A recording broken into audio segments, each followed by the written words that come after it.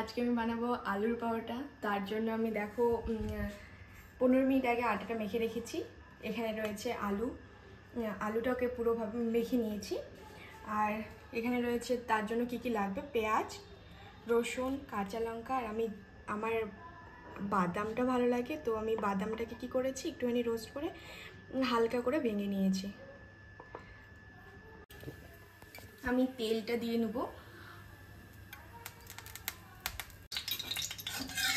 এবার আমি এই তেলে আলুটাকে ভালো করে ভেজে নেব। আলু পেঁয়াজ সব কিছু একসাথে ভেজে নেব, তাতে টেস্টটা ভালো হয়। তো আমি একটু পেঁয়াজটা দিয়ে দেবো, সাথে রসুন আর কাঁচা লঙ্কা কুচি দিয়ে দেবো।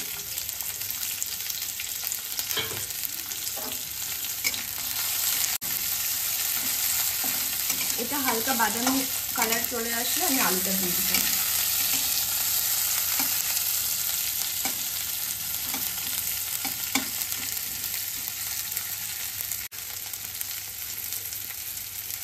হালকা লবণ দিয়ে দিলাম।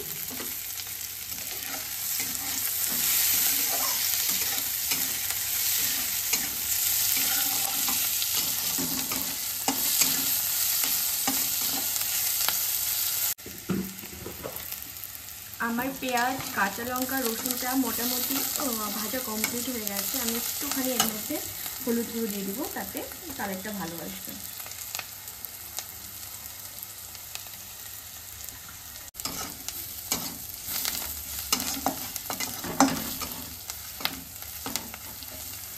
এরপর আমার মেখে রাখা আলুটা আমি দিয়ে দেবো।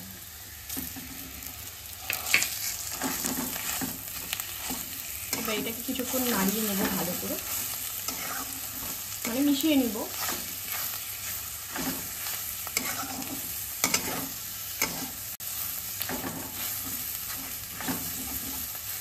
এরপর আধা মানে ভেঙে রাখা যে বাদামগুলো রয়েছে সেগুলো আমি এর মধ্যে অ্যাড করে দেব।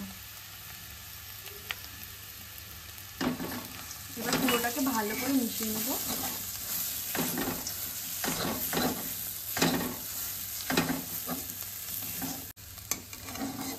তো আলুটা পুরোপুরি ভাজা হয়ে গেছে, এবার সব কিছুর সাথে মিশেও গেছে। এবার আমি এটাকে নামিয়ে নেব। এরপর আমি লিচিগুলো কেটে নেব।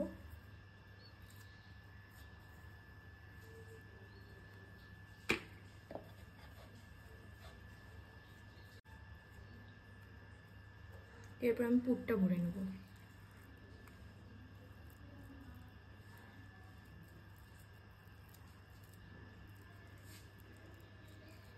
তারপর এটাকে বন্ধ করে দেবো ধীরে ধীরে, ঠিক এইভাবে। তো দেখো এইভাবে পুরোটা কমপ্লিট, পুরোটা ইয়ে করে নেবে, মুখটা বন্ধ করে দেবে। তো এরপর বেলার পালা। এরপর আমি পুরো ভরা আটাটা বেলে নেব।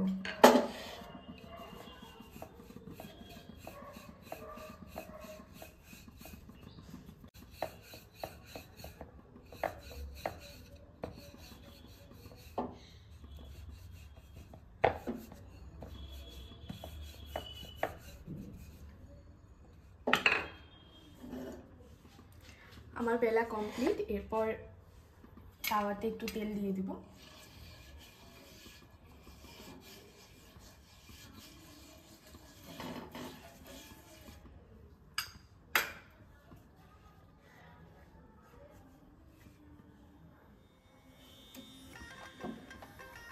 পাউডারটা দিয়ে দিলাম।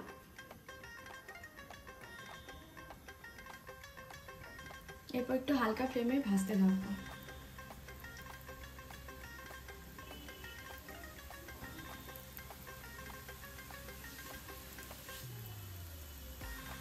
একটা সাইড ভালোভাবে হয়ে গেলে পরে উল্টে অন্য সাইডটাও ভালোভাবে করে রাখবো, যাতে ভিতরটা কাঁচা না থাকে।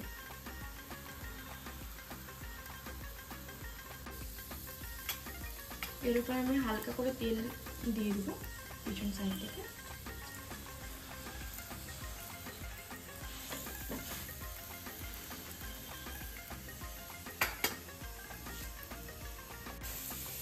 আমি ওপাশ উল্টে দিয়েছি, যেটা ভাজা হয়ে গেছে এটাকে একটু হালকা করে তেল দিয়ে দিচ্ছি।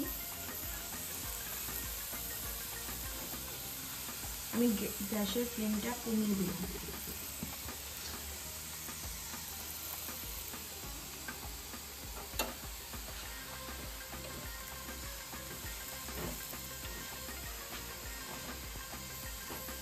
এটা আপনারা সকাল হোক বিকেল হোক যে কোনো সময়ই ট্রাই করতে পারেন।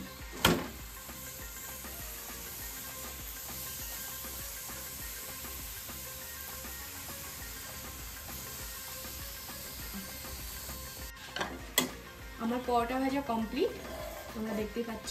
এরপর প্লেটিং এর পালা।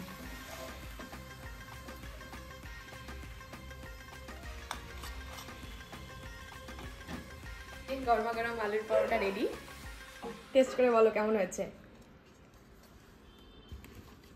কেমন হয়েছে বলো। আরে দেখতে তো সেই হয়েছে, খেয়ে দেখি কেমন হয়েছে। হ্যাঁ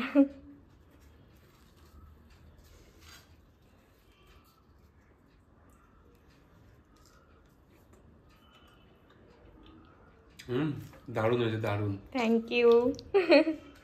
দারুণ। তো তোমাদের যদি আমার রান্নার রেসিপিগুলো ভালো লেগে থাকে তাহলে প্লিজ সাবস্ক্রাইব করে দিও আর শেয়ার করে দিও অবশ্যই।